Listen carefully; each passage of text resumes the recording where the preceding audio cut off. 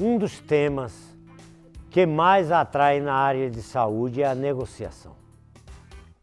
Como tem sido difícil negociarmos em nosso setor. E para facilitar essa negociação, vamos estar discutindo alguns pontos. O primeiro deles é, com quem negociamos? Ora, na verdade, nós negociamos basicamente com dois grandes setores. O primeiro dele são os compradores de serviço. E o segundo, os fornecedores de materiais e medicamentos. E é nesse foco que nós vamos trabalhar. Comprador de serviço, o outro fornecedor. E eu compro na mão de um e vendo para o outro. Ora, os nossos compradores são as operadoras de plano de saúde, que são as empresas de autogestão, as medicinas de grupo, as seguradoras e as cooperativas. Temos ainda como comprador o governo, através do SUS, e as entidades estaduais e municipais. E além disso, o particular. O outro grupo que nós negociamos são os fornecedores. Fornecedores de quê? Ora, nós temos fornecedores de MATMED, OPME, equipamento, prestação de serviço de manutenção, informática e tal, e outros, água, energia e combustíveis. Então esses são os dois grandes grupos que nós negociamos. De um lado, os compradores de serviço, do outro lado, os nossos fornecedores diversos, fornecedores de materiais, fornecedores de medicamentos, equipamentos e consumo em linhas gerais. Dessa ideia, nós temos negócio do setor de saúde que temos que lembrar. Temos consultórios, hospitais, clínicas especializadas, laboratórios, imagem, home care, bancos de sangue e policlínicas. Essa definição dos diversos serviços de saúde nos leva ao seguinte ponto. Um hospital negocia de um jeito, uma clínica de outro e um laboratório de outro. E cada poder de barganha de cada entidade dessa dependerá da lei da oferta e da procura, que continua valendo para todos nós. Dentro de cada negociação dessa, temos que fazer algumas avaliações estratégicas. Quais são essas avaliações estratégicas? Quando eu separei aqueles setores anteriormente, é justamente para isso. Primeiro pensamento é fácil ou difícil entrar no meu setor? Se for fácil entrar, meu poder de barganha é menor. Segundo pensamento é, como é a rivalidade no seu setor? Apesar de estarmos todos no setor de saúde, a pergunta é, eu tenho uma clínica oftalmológica. Como é a rivalidade entre as clínicas oftalmológicas? Elas queimam preço? Elas abrem mão de algum item que lhes são favoráveis em função dessa rivalidade? Porque muitas vezes alguns negociadores pensam assim, eu vou aceitar esse preço porque eu vou ganhar na rotatividade. E não podemos esquecer que rotatividade negativa é prejuízo. Terceiro ponto a ser avaliado na estratégia. Qual é o poder de barganha compradores e fornecedores de serviço? Barganha. Qual a barganha de cada um deles? Quarto ponto. Como está o ciclo de vida desse setor? Quando eu separei o que é imagem, do que é laboratório, do que é hospital, é para nós sabermos, quando eu falo do ciclo do setor, esse setor está em introdução, ele está em crescimento, ele está na maturidade ou está no declínio? Porque, a depender desse ciclo, meu poder de negociação será diferente. E, finalmente, quais os fatores chaves de sucesso do meu setor? Eu possuo todos os fatores chaves de sucesso do meu setor? Eu tenho os melhores profissionais? Eu tenho os melhores equipamentos? Além disso, temos que fazer algumas considerações para a negociação. Número 1, com o comprador. Qual a composição da conta? Como essa conta é composta? De honorário, de diária, taxa, material, medicamento? O que é que eu estou negociando? Eu estou negociando material, medicamento, diária, taxa? Segundo, qual o conjunto de tabela que eu estou adotando? É a tabela mais favorável ou é a tabela desfavorável? Terceiro, qual o modelo de remuneração? E aqui vem aquela pergunta que não quer calar. É conta aberta ou é pacote? Porque conta aberta se negocia de uma forma.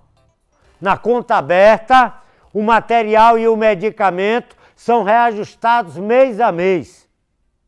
Já no pacote, esse reajuste material e medicamento, como está embutido na conta como um todo, só é negociado uma vez por ano.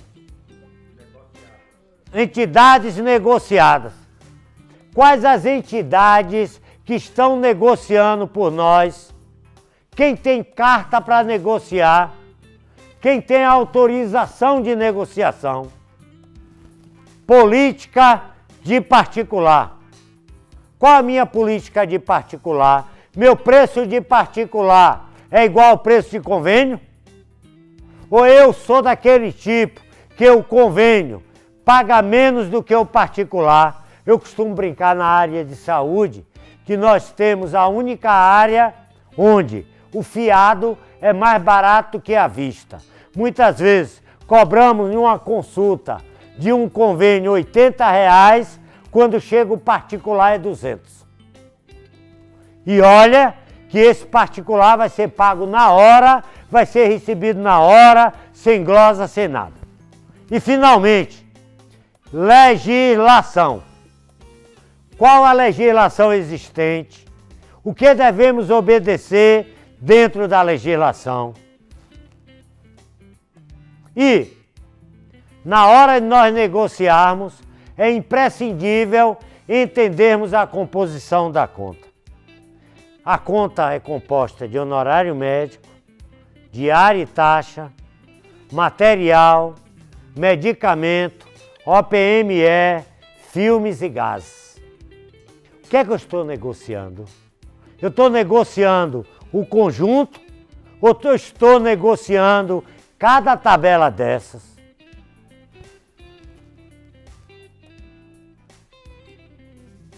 E, dentro dessa ideia, temos que lembrar que temos um conjunto de tabelas só para honorário médico, outro conjunto só para diárias e taxas, outro para MATMED e outro para filmes e gases.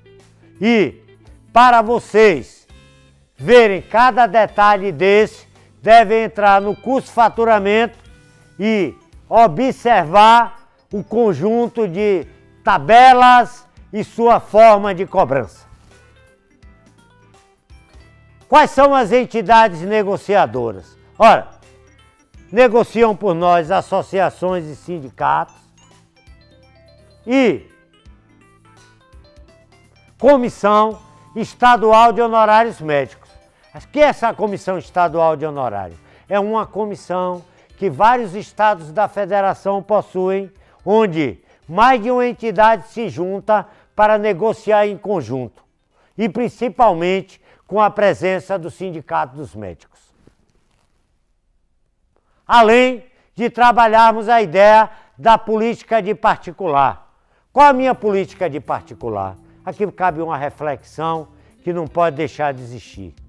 Hoje, e cada vez mais, dentro da política de particular, existem preços baixando o particular e comparando cada vez mais com os preços que os convênios remuneram. Mas nós temos alguns desafios para a negociação. Ora, no mercado nós temos contas abertas e tabelas compactas. Ora, o que é que eu estou negociando? Eu estou negociando uma conta aberta. O que é a conta aberta? Aquela que eu vou cobrando item a item. E o que é a conta compacta? É aquela onde no valor da conta está tudo embutido. E cada vez mais teremos tabelas compactas. A própria Agência Nacional de Saúde preconiza, na sua última versão da TUS, as tabelas compactas, que já está embutido nela todos os itens que antes eram cobrados um a um. Já com os fornecedores, devemos observar alguns pontos indispensáveis. Quais são eles? O primeiro, vamos pensar, vale a pena ou não as consignações? Elas são mais caras? Mais baratas? Outro ponto importantíssimo, além das consignações, são os comodatos. Muitas vezes, quando nós refletimos, vou pegar o equipamento em comodato. Esse comodato é de graça? Quanto é que ele está custando? Qual o menor consumo que eu tenho que ter para ter esse comodato? Cada reflexão dessa é importantíssima na hora de nós definirmos as compras com os fornecedores. Outra questão importante é o pagamento direto e o pagamento indireto. Nós contratamos de fornecedor, existem alguns pontos que o pagamento é feito diretamente ao convênio e outros é feito através do pagamento dos hospitais, clínicas e laboratórios. E finalmente, o tal dos descontos em duplicata. Esses descontos em duplicata são legais, mas cada vez estão mais no foco das operadoras de planos de saúde. E algumas considerações gerais para terminarmos esse bate-papo. O primeiro, as glosas. As glosas estão sendo contabilizadas, muitas vezes eu aumento o preço e a glosa aumenta. Será que esse preço está sendo pago? Ou a glosa está cada vez mais sendo um instrumento de diminuição de receita? Segundo ponto a considerar, as perdas invisíveis. As empresas estão muito preocupadas com a glosa, mas as perdas invisíveis às vezes são bem maiores do que a glosa. E o que é essa perda invisível? É tudo aquilo que a gente faz, não anota ou não cobra. Contratualizações. Essas negociações, com certeza, precisam ser acompanhadas de contratos. E contratos completos que possibilitem evitar interpretações de um lado ou de outro. E finalmente, canibalismo. A questão do canibalismo é um dos pontos que também tem atrapalhado as negociações.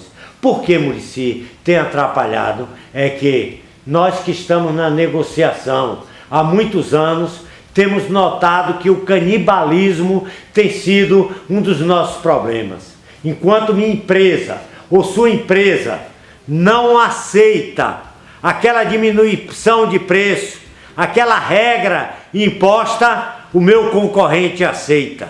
Isso acaba levando todo o mercado para uma posição de grande dificuldade.